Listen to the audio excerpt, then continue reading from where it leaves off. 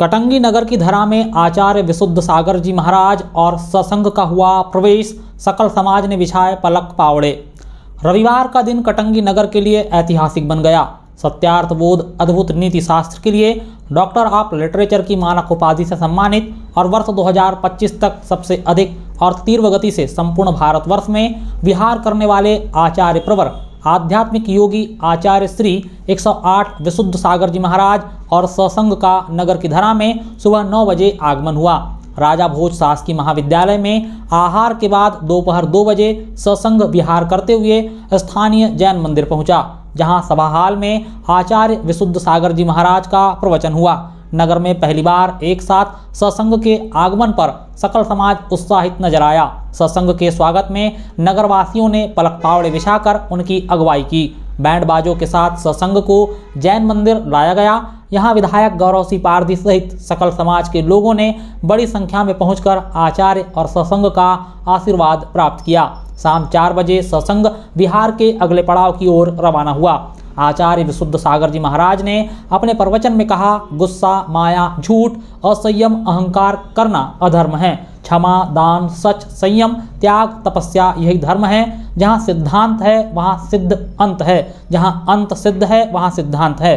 संपूर्ण परमागम आगमों में सिद्धांतों की पूर्ण प्रेरणा है। हमारा सिद्धांत आपका सिद्धांत विचारधारा पर विचार नहीं करना चाहिए, सिद्धांतों पर विचार करना चाहिए। जब तक मनुष्य के मस्तिष्क में उत्पन्न विचारों का मंथन न हो जाए, जब तक उस विचार का प्रचार नहीं होना चाहिए। आवश्यकता नहीं है हर वस्तु को सबके सामने रखने की।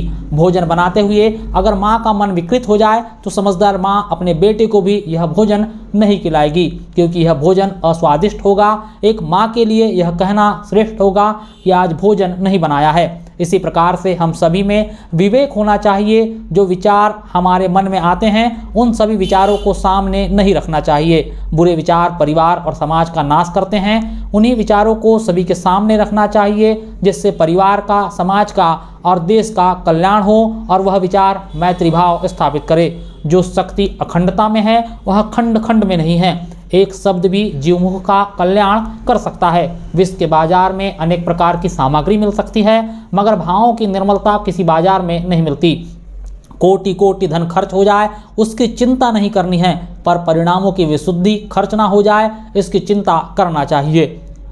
आचार्य विशुद्ध सागर जी महाराज ने कहा कि अनेकांत अनेक धर्म से युक्त द्रव्य है। अनंत का अर्थ होता है धर्म। एक ही पुरुष अनेक धर्मात्मक है, एक ही वस्तु अनेक धर्मात्म है। उन्होंने कलश और पुद्गल के बीच के अंतर को समझाते हुए कहा कि हमारा शरीर भी पुद्गल है। महाराज ने कहा, एकत्व को समझे भिन्नत्व के साथ और भिन्नत्व को समझे एकत्व के साथ। अनेकांत में भी एकांत को दर्शन करो, इसी का नाम जैन धर्म है। जब जब विश्व को आवश्यकता पड़ेगी वस्तु की विवेचना कैसे करें, तब अनेकांत का आसरा लेना पड़ेगा। संप्रदायों का जन्म होता है, धर्म का जन्म नहीं होता। ठीक वैसे ही सिद्धांत का जन्म नहीं होता, संप्रदाय का जन्म होता है।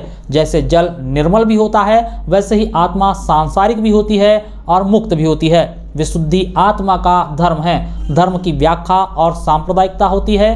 गुस्सा, माया, झूठ, असंयम, अहंकार करना अधर्म है। क्षमा, दान, सच, संयम, त्याग, तपस्या यही धर्म है।